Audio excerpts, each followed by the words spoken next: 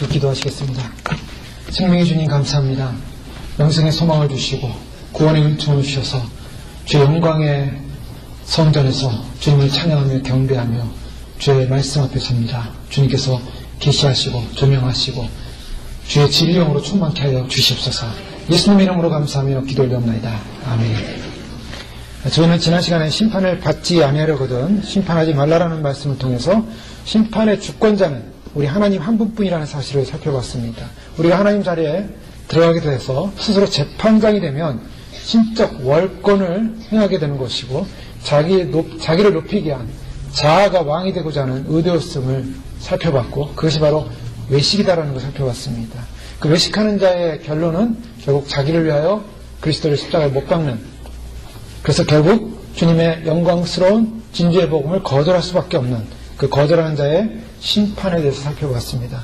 오늘은 바로 우리의 주인이 누군가라는 그런 주인 되심에 대해 살펴보기를 원합니다. 오늘 본 말씀을 통해서 주님께서 결론적으로 주시는 말씀은 한 사람이 두 주인을 섬기지 못할 것이니 혹 이를 미워하고 저를 사랑하거나 혹 이를 중히 여기고 저를 경히 여김이라. 너희가 하나님과 재물을 겸하여 섬기지 못하느니라. 겸하여 섬길 수 없다. 주님께서 분명히 우리에게 요청하시는 제자도의 삶은 무엇인가? 한 주인만을 섬겨야 한다는 것입니다. 이 한 주인을 섬기기 위해서 우리 마음속에 있는 이 땅 가운데 살아가는 사람 속에 있는 두 주인이 무엇인가를 먼저 주님께서 제시하고 계십니다. 그 두 주인, 한 분은 분명한 하나님이시죠. 그러나 또 한 주인이 있다는 것입니다. 그 또 한 주인은 바로 누구냐면 세상에 쌓는 보물이라는 것입니다. 즉 세상이라는 바로 그 주인을 섬기면 안 된다는 것입니다. 세상은 어떤 것입니까? 세상은 우리에게 요청하는 것이 있습니다. 그것은 바로 세상을 사랑하라는 것입니다. 세상이 우리에게 요청하는 것은 세상을 사랑해라. 더 나아가서 세상이 우리에게 요구하는 것은 세상의 삶에 대해서 염려하라는 것입니다. 주님께서는 25절 이하의 말씀에 보면 무엇을 먹을까, 무엇을 마실까, 무엇을 입을까 염려하지 말라라고 하셨습니다. 그건 무슨 말씀입니까?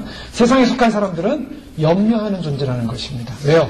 세상이라는 것이 너무 커 보이기 때문입니다. 세상이 너무 커 보이고 세상이 두려워 보입니다. 그래서 세상에게 종로를 탈 수밖에 없습니다. 이 세상에 사는 사람들은 바로 세상의 주인이라는 그 세상 주인 앞에 두려워합니다. 그러나 주님은 우리에게 분명히 말씀하십니다. 세상 주인을 두려워하지 말고 바로 참 주인이신 하나님을 두려워하고 하나님을 예배하고 하나님을 섬기라고 말씀하고 계십니다. 바로 주님의 자녀로서 부름받은 백성에게 요청되는 것은 바로 하나님을 섬기는 것입니다. 그래서 주님께서는 19절 말씀에 너희를 위하여 보물을 땅에 쌓아두지 말라. 땅은 세상입니다. 세상에 보물을 쌓아두지 말라. 왜 그렇습니까? 세상에 쌓아두는 보물은 다 없어진다는 것입니다. 점과 동록이 하며 도둑이 구멍을 뚫고 도둑질하느니라 라고 다 가져간다는 것입니다. 그렇기 때문에 세상에 보물을 쌓아두지 말라는 것입니다. 자, 세상에 보물을 쌓아둔다. 자, 세상을 섬기는 것인데요. 세상을 섬기는 구체적인 방법이 뭔가? 보물을 쌓아두는 것입니다. 보물이 뭡니까? 보물은 자기의 가치성입니다. 세상에서 권세와 영광과 명예와 자존심, 더 나아가서 물질이 될 수 있고 돈이 될 수 있고 부가 될 수 있습니다. 대부분 보물하면은 바로 물질과 관련이 있죠. 돈과 관련이 있습니다. 그래서 보물, 보석, 보석을 소중히 여기지 않습니까? 사람들이 보석을 소중히 여기는 이유가 뭡니까? 보석을 가지고 있으면 부자가 되기 때문입니다. 부자가 돼서 뭐 하려고 합니까? 자기의 가치성이 높아지기 때문이죠. 결국 세상에 보물을 쌓는다는 것은 세상에서 자기의 가치성을 높이겠다는 것입니다. 세상에서 자기의 가치성을 높이려고 세상에 투자하지 말라라는 말씀입니다. 왜요? 하나님께 드려야 될 영광, 하나님께 드려야 할 우리의 존재적 가치를 하나님 앞에서 내가 빼앗아서 내가 스스로 가치 있는 존재가 되지 말라는 것입니다. 우리는 너무나 우리를 가치 있게 만들려고 애를 씁니다. 내가 가치 없어지면 굉장히 억울해합니다. 슬퍼합니다. 좌절합니다. 절망합니다. 자기가 가치 없다는 생각을 하면 삶의 의욕을 잃어버립니다. 누구로부터 비난을 받는다든가 자존심을 상한다든가 그러면 어떻습니까? 죽고 싶어요. 왜 죽고 싶어 합니까? 자존심이 상했어요. 왜요? 나는 가치로운 존재인데 나의 가치를 못 알아본다는 것입니다. 성경에서는 너무 자기를 가치 있게 여기지 말라고 합니다. 그러면 너무나 염세주의냐? 그렇지 않습니다. 우리의 가치는 나를 높이는 것이 아니라 하나님을 높이는 데 있기 때문입니다. 하나님을 높이는 것이 우리의 가치적 존재지 나를 높이는 게 아니에요. 내가 좀 상처를 입고 내가 좀 아픔이 있고 내가 좀 불신을 당해도 그것을 극복할 수 있어야 된다. 왜요? 나라는 존재는 나로 말미암아 존귀와 영광을 받는 것이 아니라 나 스스로가 존귀와 영광의 대상이 되는 것이 아니라 나라는 존재는 나를 통해 하나님께 영광을 돌린다라는 분명한 가치성 앞에 있어야만 합니다. 그렇기 때문에 하나님께 영광을 돌려야 될 인생이 자기가 중간에서 자기가 가치성의 높임을 받는 것은 죄라고 하는 것입니다. 사람에게 대접받고 싶고 군림하고 싶고 명령 내리고 싶고 높아지고 싶고 내가 파워를 갖고 싶고 굉장한 사람이 되고 싶다라는 생각 속에는 뭐가 있습니까? 내가 좀 더 가치 있는 존재가 되고 싶은 것입니다. 내가 좀 더 힘 있는 존재가 되고 싶은 것입니다. 자기의 가치성을 거기서 발견한다는 것입니다. 근데 그것이 다 죄로 가는 길입니다. 주님께서 고린도후서 10장 5절 말씀에 보면 모든 이론을 파하며 하나님 아는 것을 대적하여 높아진 것을 다 파하고 모든 생각을 사로잡아 그리스도에게 복종케 하니라고 말씀하고 있습니다. 하나님 아는 것을 대적하는 모든 것을 다 무너뜨려라. 하나님을 경배하고 하나님을 높여드리고 하나님 앞에 영광 돌리는 것을 방해하는 어떤 것도 다 무너뜨려라. 그래 하면 뭡니까? 모든 생각을 사로잡아 그리스도께 복종하라는 것입니다. 생각이 어디에 가 있습니까? 나를 높이는데, 나를 가치성을 높이는데 생각이 가 있다면은 불행한 사람입니다. 그 사람은 바로 이 땅에 자기를 높이기 위해서 보물을 쌓는 사람입니다. 자기가 존귀한 존재가 되고자 하는 것이죠. 그런 가치성의 상해를 입으면 어떻습니까? 아까 말한 대로 죽고 싶은 경우, 자기의 명예가 상처를 입었습니다. 2010년에 전 삼성전자의 사장이었던, 부사장이었던 사람이 자살하는 경우가 있었습니다. 그때 신문에서 굉장히 세상에서 떠들썩했습니다. 왜 그 사람이 자살했을까? 돈이 없었을까? 돈 많습니다. 삼성전자의 이사 정도 임원이 되면은 연봉이 수십억 대, 또 모든 걸 다 누릴 수 있는 그러한 부가 옵니다. 그럼에도 불구하고 그가 왜 죽었을까?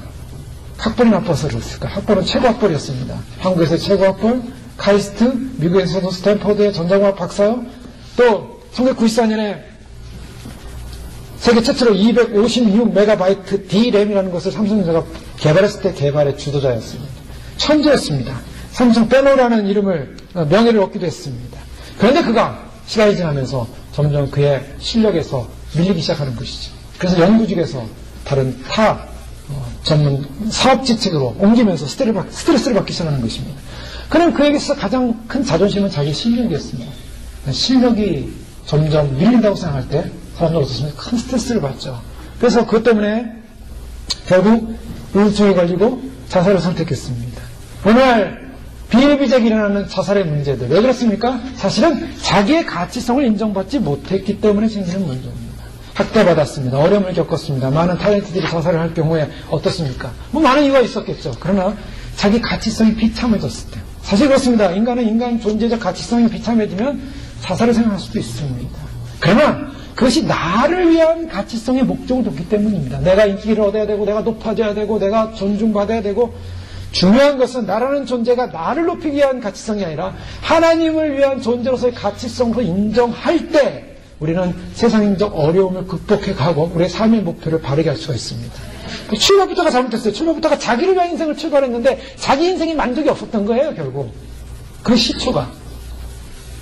한국교회에서는 자살 문제가 많이 심각해지니까 신학자들이 모여서 서로 회의를 했습니다. 개혁신학회라는 보수주의 장로교 신학교 교수들이 모여서 소면서 보수교단을 대표하는 교수들이 자살 문제를 어떻게 해석할 것인가. 가장 한국교회 그래도 보수교단이라고 할 수 있는 고신 측 교단에 무슨 교수가 있습니다. 기독상담 교수인데요. 물론 미국에서 공부하고 보스턴에서 공부하고 한 교수입니다. 그런데 이 사람이 결국 결론을 내기는 크리스찬들도 결국 자살 행위가 구원을 받을지 용서받지 못할 죄라고 판단 내릴 충분한 성경적 근거는 없다라고 결론을 내렸습니다. 무슨 말이냐면 결국 자살이라는 문제도 병이라는, 심리적 병이라는, 우울증이라는 또는 다른 어떤 이유로 돼서 하나님의 은혜로 구원을 받는 것이지 우리 행위적 결과로 구원을 받는 것이 아니다. 그러니까 행위적 자살을 했다 할지라도 하나님의 은혜가 임하면 구원을 받을 수 있다. 이런 식으로 해석을 했습니다. 맞습니까? 틀렸습니다. 자살하면 안 됩니다. 왜 자살하면 안 되냐면 하나님이 주신 생명을 끊는 것이요. 창조주가 주신 부여하신 생명을 피조물이 그것을 창조주의 법칙에 대항하는 것입니다. 또한 창조주가 주신 생명으로 말미암아 하나님 앞에 영광을 돌리고 하나님을 소망해야 되는 하나님의 예배자로서의 사건과 예배자로서의 그 길을 스스로 거절하는 사건입니다. 그렇기 때문에 이것은 창조 법칙에 일단 어긋난 겁니다. 하나님 주시는 생명을 자신이 끊음으로 말미암아 스스로에게 살인을 하는 행위를 결과를 낳는 것입니다. 결국 이것은 구원받지 못합니다. 한국 보수 교단이 결국 왜 이런 문제를 가지고 세미나를 하고 왜 이런 문제를 결론을 내렸는가? 그것은 뭐냐면 인본주의입니다. 많은 교회 다니는 분들 가운데 자살하는 분들이 생겨남으로 말미암아 왜 지사님들이 자살할까? 그걸 어떻게 할까? 교회에서 덮어주자니 참 어려운 문제고 이걸 신학화시키자. 자, 오늘날의 신학이 무엇입니까? 오늘날의 한국의 대표적인 보수 신학을 가진 보수 신학자들 사이에서도 인본주의적 가치관으로 하나님의 말씀을 왜곡시키는 이러한 일을 행하고 있습니다.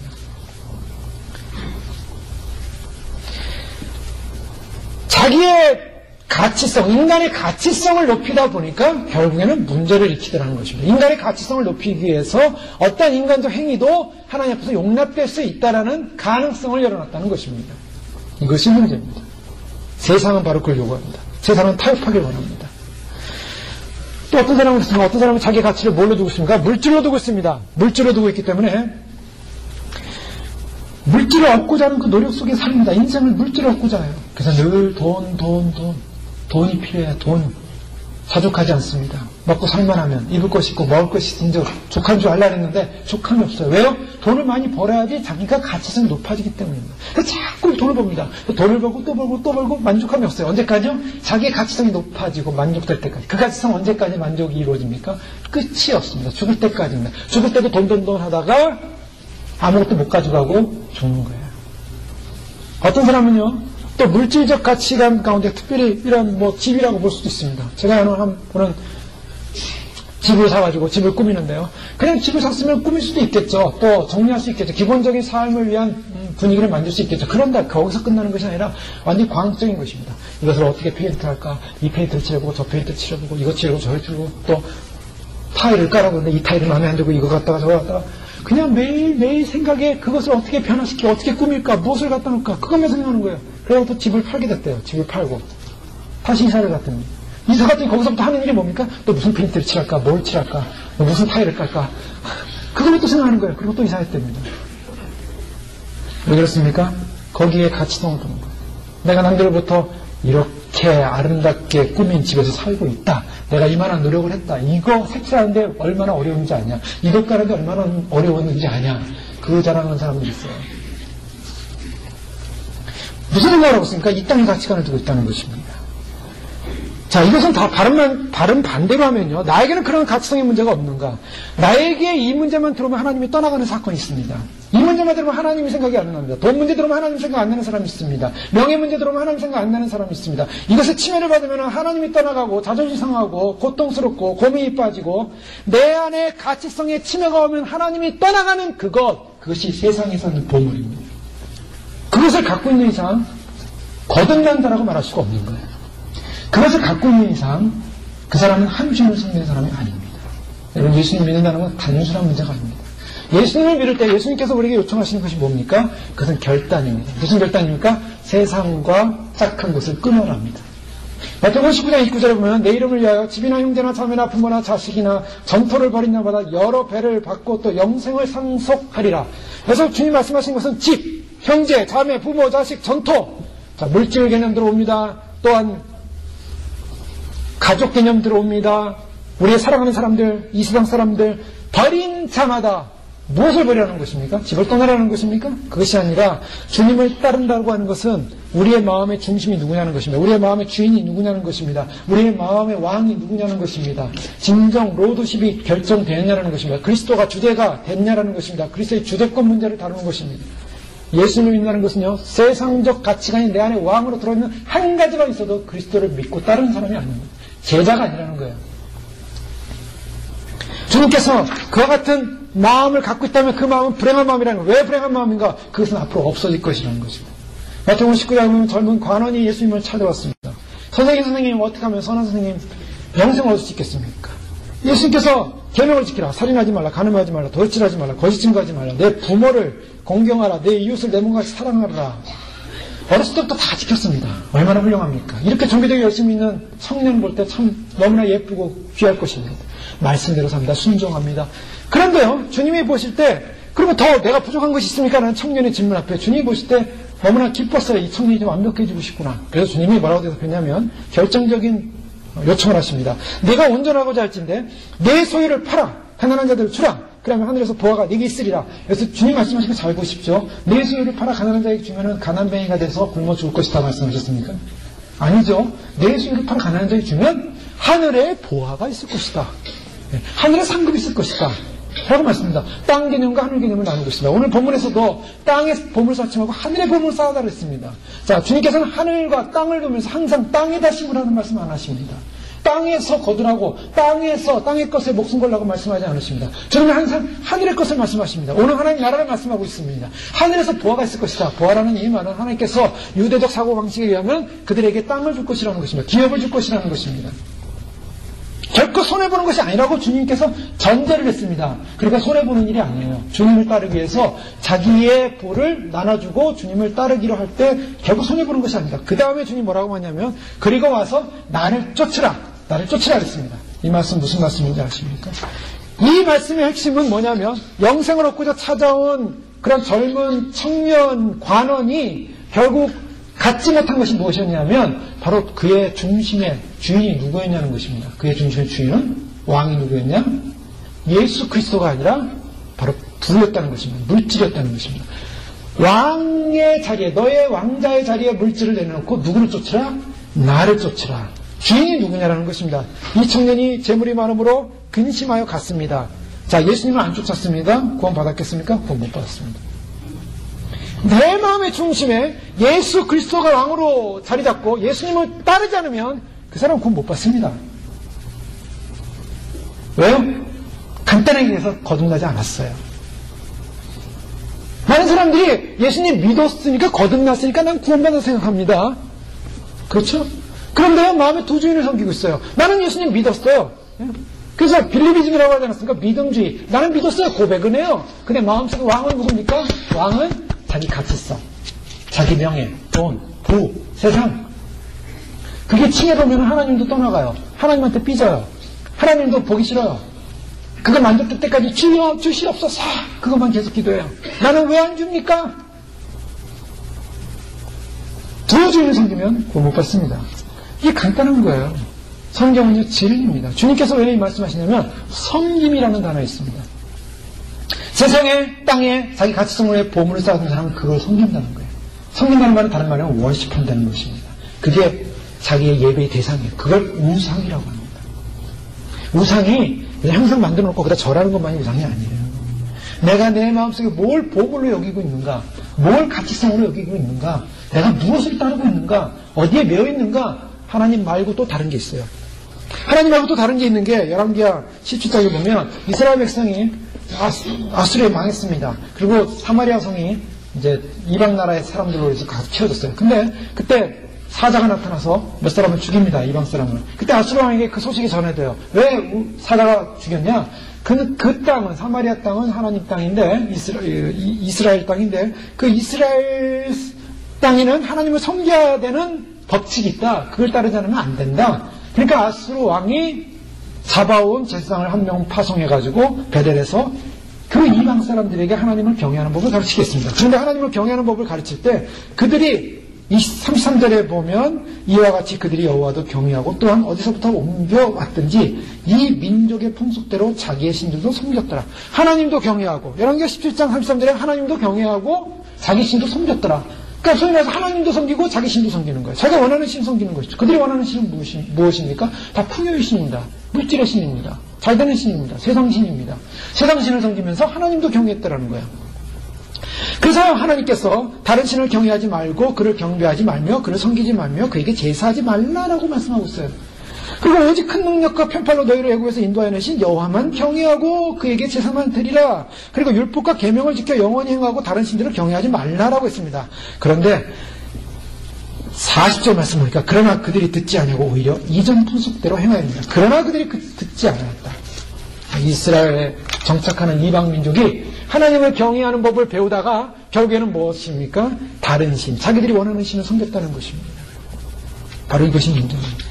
주님께서 하나님을 섬기는 법칙은 양쪽, 세상을 섬기면서 하나님을 섬길 수 없다라고 규정하고 있는 것입니다. 구주인을 섬길 수 없다. 그랬더니 이제 부다통이 가고 나서 베드로가 너무 기뻤습니다. 우리는 모든 것을 버리고 주님을 쫓았습니다.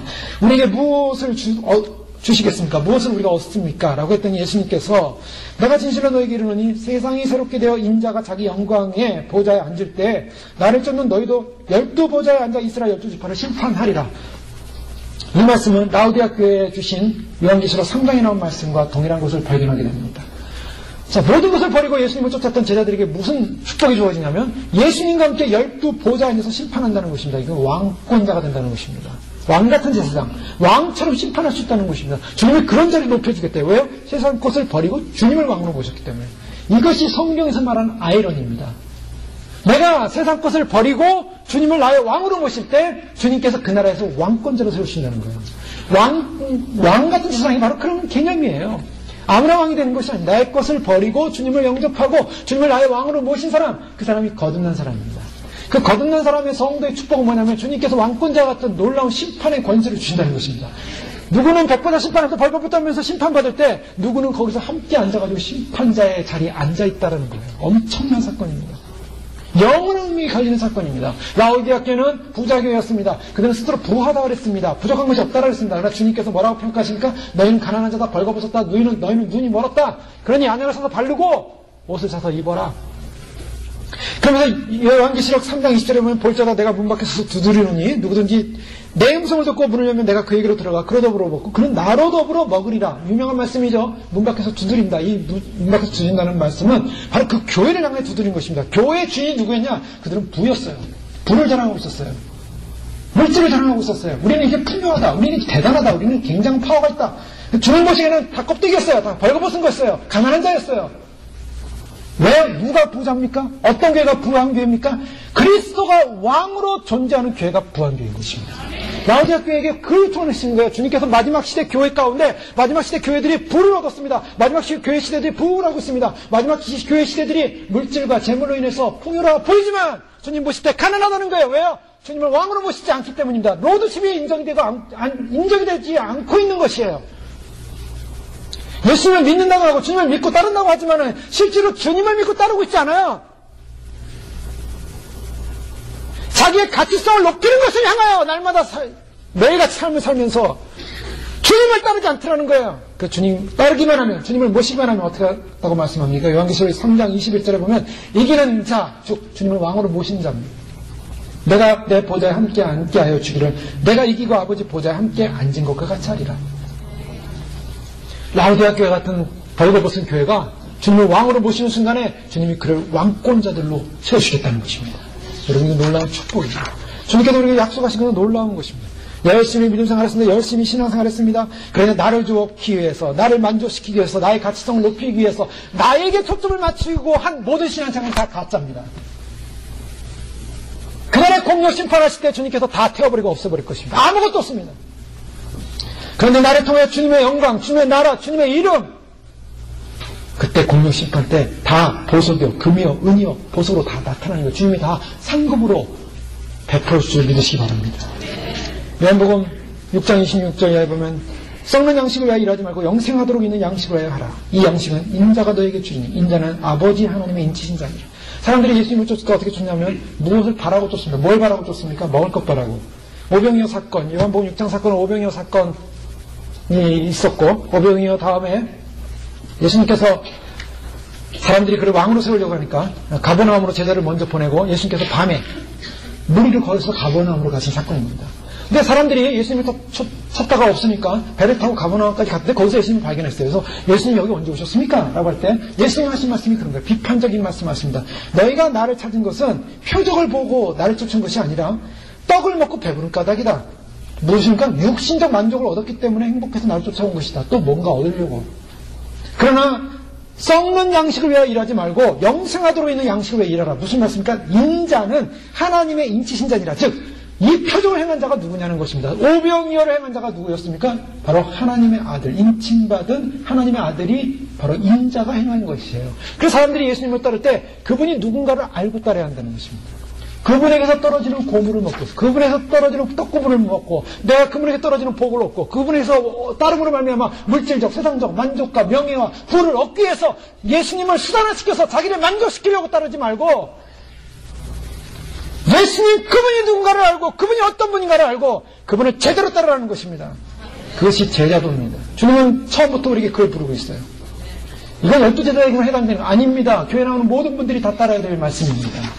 만약에 교회 나오는 분들이 내가 다른 어떤 세상적 우상을 내 마음속에 예배하고 있고 그것을 따르면서 예수님을 적당히 따라주는 신앙이라면 그건 받지 못합니다. 절대로 못 받습니다. 왜요? 거기다 투자한 것이 다 썩고 없어지고 그건 뭐 시켜요?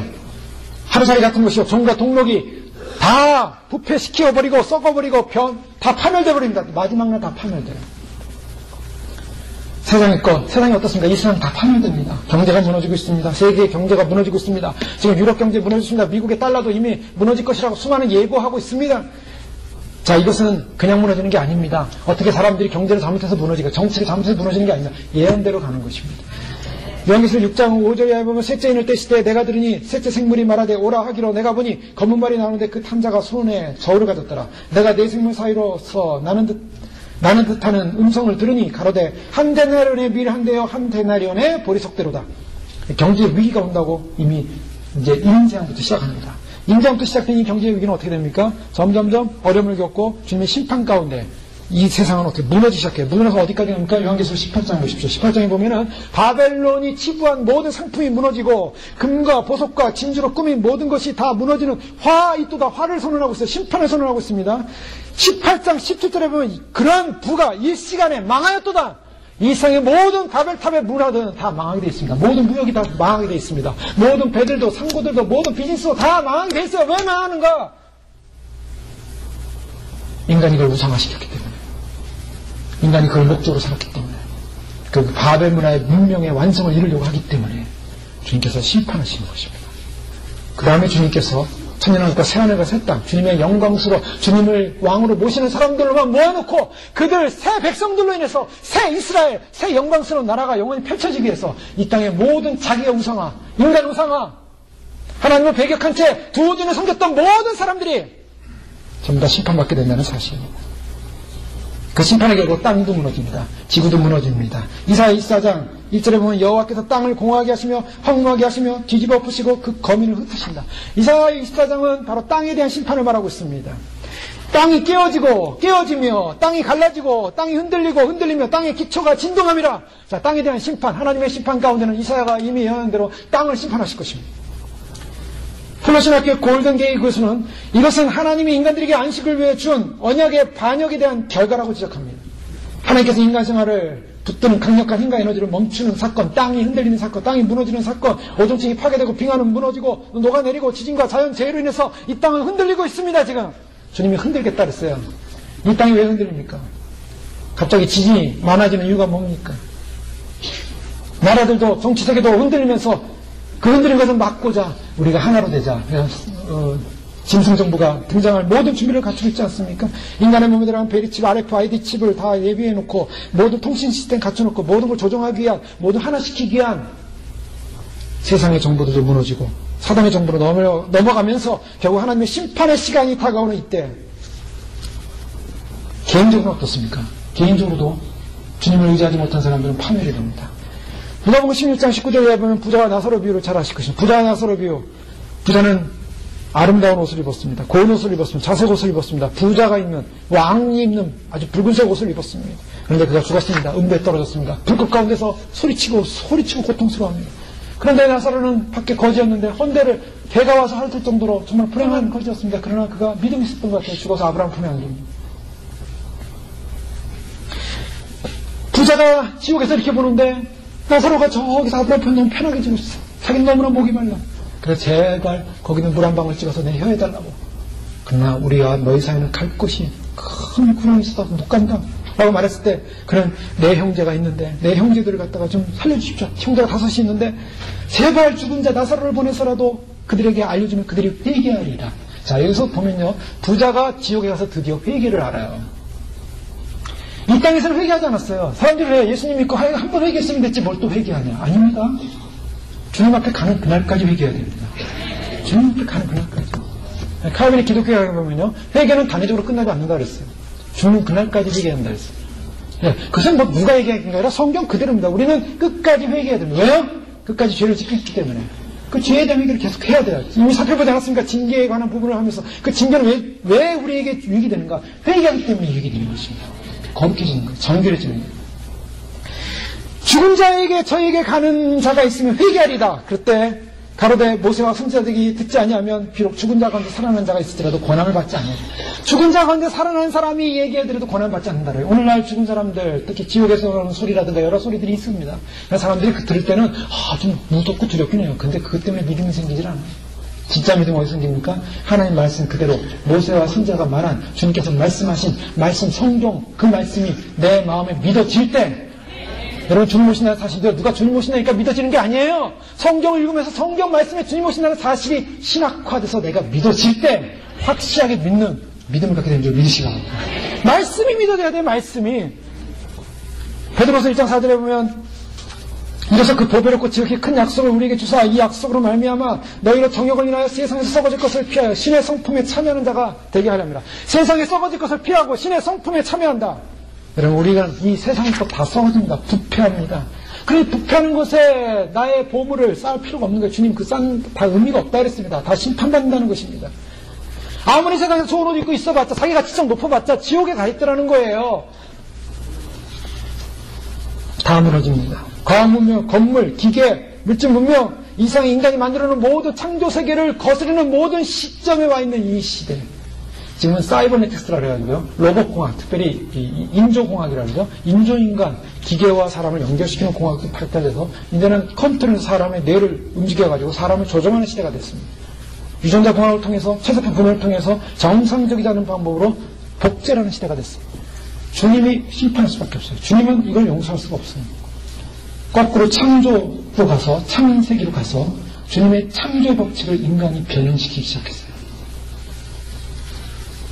바벨 문화를 심판하십니다. 인간이 높아지고 인간이 신이 되고자 하는 그 신성화된 인간의 지식, 과학 다 무너뜨립니다. 입던 것마다 다 벗겨가지고 지옥불에 벌거벗어 집어넣게 돼 있어요. 반드시 부패하고 다 없어지고 끝나고 파괴되고 없어질 것에 우리 가치성을 두지 말라는 것입니다. 주님이 그걸 경고하시는 거예요. 우리가 영원한 바로 주님께서 주시는 영원한 나라. 고린도서 4장 18절에 보면 우리의 돌아보는 것은 보이는 것이 아니요 보이지 않는 것이니 보이는 것은 잠깐이요 보이지 않는 것은 영원합니다. 우리의 관심이 어디 있어요? 잠깐 눈에 보이는 것에 관심 있어서는 안 된다는 거예요. 왜요? 바로 이 보물이 있는 곳에 마음이 있다. 마음이 있다는 그 말은요, 섬긴다는 거예요. 마음으로 섬긴다. 두 주인을 섬길 수 없다. 열심하면 안 된다. 자, 마음이 갈라진 사람, 두 주인을 섬긴 사람의 특징이 뭔지 아십니까? 결론이 뭔지 아세요? 내 마음이 우상을 섬기고 있고 세상의 보물을 내 안에 쌓고 있고 하나님을 쌓고 있는 사람, 양쪽의 마음을 갖고 있는 사람의 특징은 반드시 주님을 배신한다는 것입니다. 왜요? 그 부자 청년 보십시오. 주님을 따르냐? 주를 포기하냐? 이 갈등 속에 있다 어떡합니까? 주님 배신하고 떠났어요. 바울에게 있어서 동역자가 있었습니다. 많은 동역자들이 있었지만 그 중에서 데마라는 동역자가 있어요. 또한 나의 동역자 마가, 아리스타고, 데마, 누가가 무난하니라. 데마가 동역자였어요. 그런데 디모데후서 4장 10절에는 데마는 이 세상을 사랑하여 나를 버리고 데살로니가로 갔고 이 세상을 사랑하여 이 세상의 명예, 이 세상의 자랑, 행복, 편안함, 부 그러니까 결국 바울을 배신하더라는 거예요. 마지막 때 누가 배신자입니까? 마지막 때 양신을 섬기면서 세상을 섬기면서 자기 보물을 섬기면서 이 땅에 편하게 안전하게 살고자 하는 그 마음을 가지면서 주님을 적당히 믿는 사람들은 선택하셔야 됩니다. 배신자가 되든가 완전히 버리고 주님을 쫓든가 중간은 없습니다. 누가복음 21장에 종말의 시점을 주님 말씀하시면서 많은 얘기를 하고 있습니다. 그때 주님께서 마지막으로 결론적으로 이렇게 말씀하십니다. 34절 이하 보면 너희는 스스로 조심하라. 그렇지 않으면 방탕함과 술 취함과 생활의 염려로 마음이 둔하여지고 뜻밖의 그날이 덕과 같이 너에게 임하리라. 생활의 염려가 임하고 술 취함과 방탕함으로 그 말이 아주 뜻밖의 독과같이 임한다는 것입니다. 이나는 온 지구상에 거하는 모든 사람에게 이 말이라. 이러므로 너희는 장차올 이 모든 일을 능히 피하고 인자 앞에 서도록 기도하며 깨어있으라. 주님께서 왜 기도하고 깨어있으라 그러냐면 우리가 지금 생각해야 한다는 것입니다. 내가 항상 기도하고 깨어있으므로 하면 나의 가치성이 어디 있는가? 기도하고 깨어있는 사람은 하나님에게 가치성을 줄 수밖에 없습니다. 하나님을 찾을 수밖에 없어요. 하나님을 소망할 수밖에 없습니다. 그러나 깨어있지 못한 사람은 방탕해진다는 것입니다. 하나님 깨어있지 못한 사람은, 기도하지 않는 사람은 생활의 염려에 빠진다는 것입니다. 염려가 왜 들어옵니까? 저는 염려하지 말라 그랬는데 염려가 왜 들어옵니까? 세상이 커 보이기 때문입니다. 그러나 주님 앞에 기도하고 깨어있는 사람은 세상이 커 보이지 않고 세상은 작아 보이고 주님이 커 보인다는 거예요. 누가 우리의 주인입니까?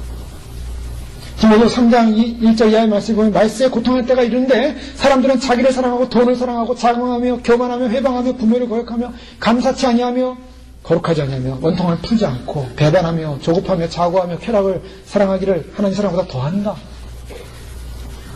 이 땅이 주는 것은 뭡니까? 이 땅이 주는 것은 결국 파멸하고 무너지고 파괴되어지고 질서가 무너지는 것입니다. 주님께서 바로 두 신을 섬길 수 없기에 부활하는 자들아 시험과 올무와 여러가지 어리석고 해로운 정욕에 떨어지나니 곧 사람으로는 침륜과 멸망에 빠지게 하는 것이라. 돈을 사랑하며 일만하게 뿌리가 되나니 이것을 사모하는 자들이 미혹을 받아 믿음에서 떠나 많은 근심으로 자기를 찔렀도다. 부활하는 자들 미혹을 받는다는 것입니다. 돈을 사랑하는 사람들 타락한다는 것입니다.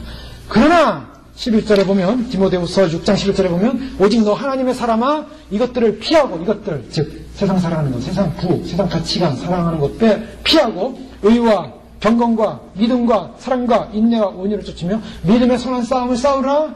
영생을 취하라. 영생 취하는 방법이 뭡니까? 세상 가치관의 가치를 뒀다가 영생이 떠나버립니다.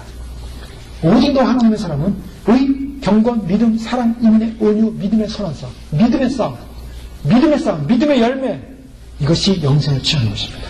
주님 오시는 날 누가 주님을 맞이합니까? 14절 이하에 우리 주 예수 그리스도 나타났을 때까지 점도 책망할 것도 없이 이 명령을 지키라. 예수님 맞이할 사람들은 반드시 이 명령을 지켜야 됩니다. 즉 세상의 부, 세상의 돈, 세상적 가치가, 세상의 보물 거기에 관심을 두지 말고 의, 경건, 믿음, 사랑, 인내, 온유, 성품, 성령의 열매 기하기 이르면 하나님의 그의 나타나심을 보이리라. 주님을 맞이해야 될 주님의 백성들은요 반드시 이와 같은 성품적 주님의 나라의 주님과 같은 성품의 열매를 맺어야 합니다. 그것에 관심을 두고 바로 주님을 나의 마음으로 모시고 왕으로 모시고 주님을 따르는 믿음을 가져야 되는 것입니다. 누가복음 16장 1절 이하에 보면 불의한 청지기 비유가 나옵니다. 이 불의한 청지기는 굉장히 어려운 해석입니다.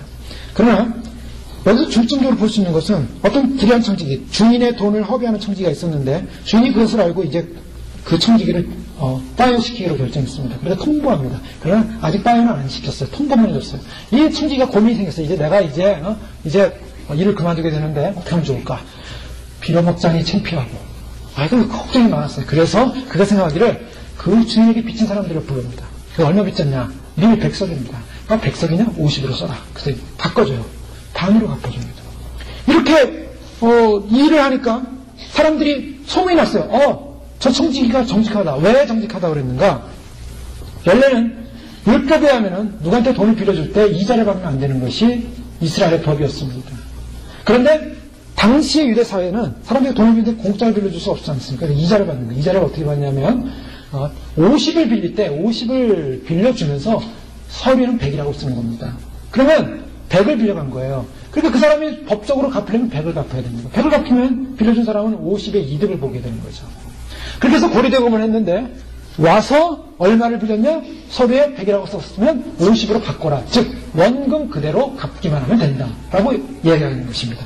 바로 이것을 주인이 안 거예요. 그러니까 사람들이 저 주인은 고리대금을 안 하고 정직하게 율법대로 행하는구나. 율법을 이루는 것처럼 보였고 주인이 이름이 높아지기 시작했습니다. 그러니까 불의한 청지기가 자기가 이제는 이 종말론적 위기가 왔어요. 자기가 일을 그만둔다는, 일을 그만두고 잘린다는 그런 종말론적 위기가 왔을 때 그는 어떤 행동을 했냐면 아주 서둘러서 자기 살 길을 열기 위해서 그가 정직한 길로 다시 선회했어요. 그리고 사람들의 마음을 샀습니다. 이것을 주인이 기쁘게 여겼다는 거예요.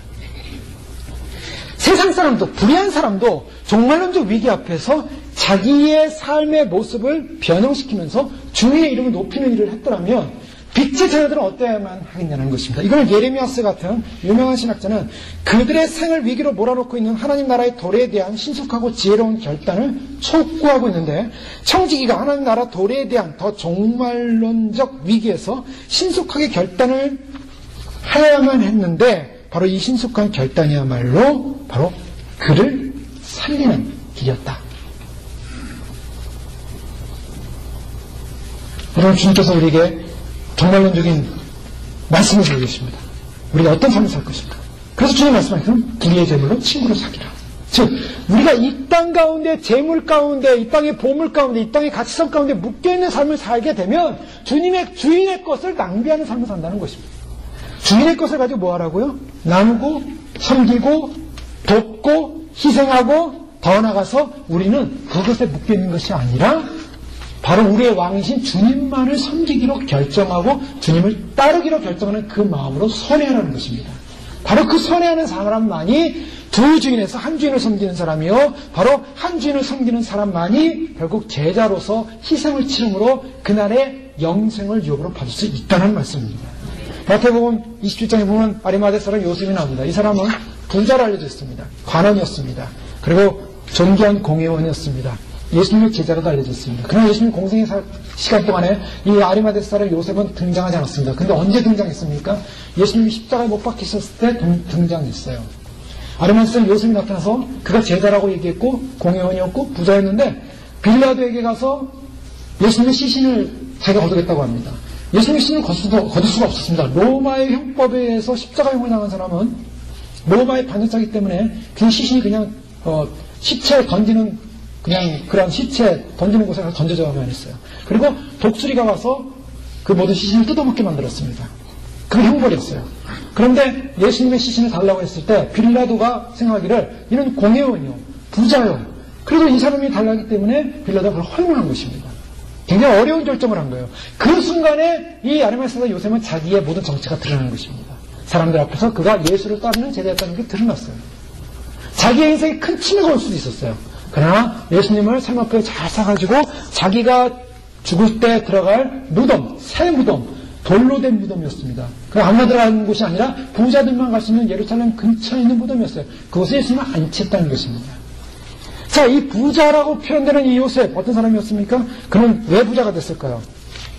그것은 성경에 이미 그의 부자에 관한 예언을 하고 있습니다. 이사야 53장 9절에 보면 그는 강포를 행치 아니하였고 그 입에 괴사가 없었으나 그 무덤이 악인과 함께 되었으며 그 묘실이 부자와 함께 되었다.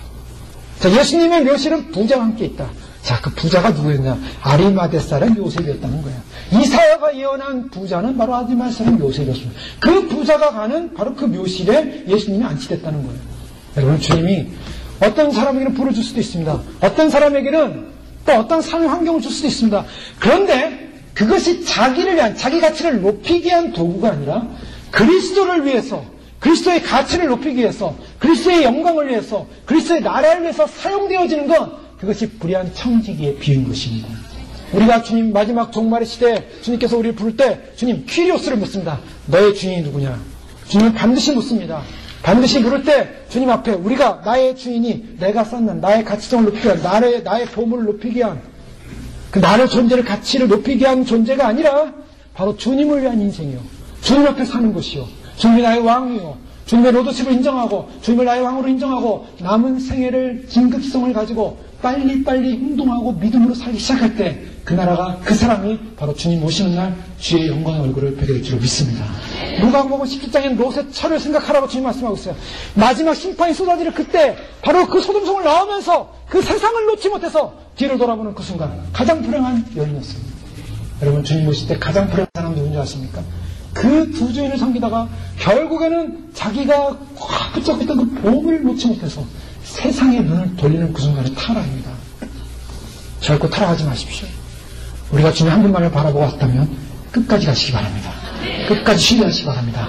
끝까지 주님 의지하시기 바랍니다. 그래서 주님 오시는 날 주님 얼굴을 다 뵙는 저 여러분 되실 주님을 축원합니다. 기도하겠습니다. 이제 기도할 때 그렇습니다. 우리 안에 두 주인이 있었다면 이제는 주님만을 섬기기로 결정합니다.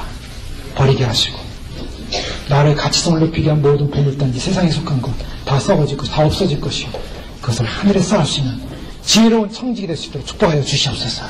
주여 상장하기도 하겠습니다. 주여! 주여! 주여! 존귀하신 아버지 하나님 감사합니다. 아버지 하나님 참으로 주님께서 우리를 부르셔서 참으로 이 땅 가운데서 아버지 하나님 참으로 주님 참으로 세상의 보물을 쌓는 존재가 아니라 하나님 나라의 영광스러운 나라의 보물을 쌓는 아버지 하나님 믿음의 청지로서 우리를 부르셨사오니 그 제자도의 삶에 헌신하게 하시고 아버지 우리의 그의 믿음의 삶에 승리하게 하시고 주 영광을 승리하시는 저희들의 삶이 될 수 있도록 축복하여 주시옵소서. 결코 세상에 무너지지 않게 하시고 결코 세상 가치관에 무너지지 않게 하시고 나의 존재를 가치 있게 하게 하여 아버지 하나님 헛된 세상의 것 썩어질 것에 무너지지 않도록 하나님 저희를 지켜주시고 마지막 주님 오심의 때를 아는 백성답게 믿음으로 아버지 하나님 그날을 예비할 수 있도록 하나님 축복하여 주시옵소서. 주님 감사합니다. 오늘은 참으로 이 자리에 참석한 모든 성도님들 가운데 아버지 마지막 시대에 승리하는 믿음의 백성 될 수 있도록 하나님 축복하여 주시옵소서. 주님 감사합니다. 하나님 감사합니다. 우리의 주인 되신 주님을 찬양합니다. 우리는 이 땅을 살면서 세상 속에 있지만 그러나 주님 말씀하신 대로 세상을 섬기는 존재가 아니라 세상의 보물을 쌓는 존재가 아니라 주님의 영원한 나라, 영원한 생명 바로 그곳에 보물을 쌓고 주님 한 분만을 왕으로 모시고 마지막 시대에 반드시 주 앞에 설 수 있는 믿음의 승자로 승리할 수 있도록 저에게 축복하여 주시옵소서. 주님의 은혜를 강하게 붙잡아 성령의 능력으로 붙잡아 주시고 하나님의 능력으로 이 모든 것을 행하시는 믿음의 결단을 허락하여 주시옵소서. 또한 우리 이상한 목사님 날마다 주님 기도하고 계십니다. 주께서 성대를 회복하여 주시고 하나님의 영광 가운데 또한 마지막 귀한 믿음의 사명 감당하시도록 주님께서 계속적으로 길을 보시고 주님 하나님의 영광의 길을 주님의 오심의 길을 예비하시는 귀한 그 첩경을 여는 귀한 목사님 계속적으로 축복하여 주시옵소서. 예수님 이름으로 감사하며 기도 올리옵나이다. 아멘.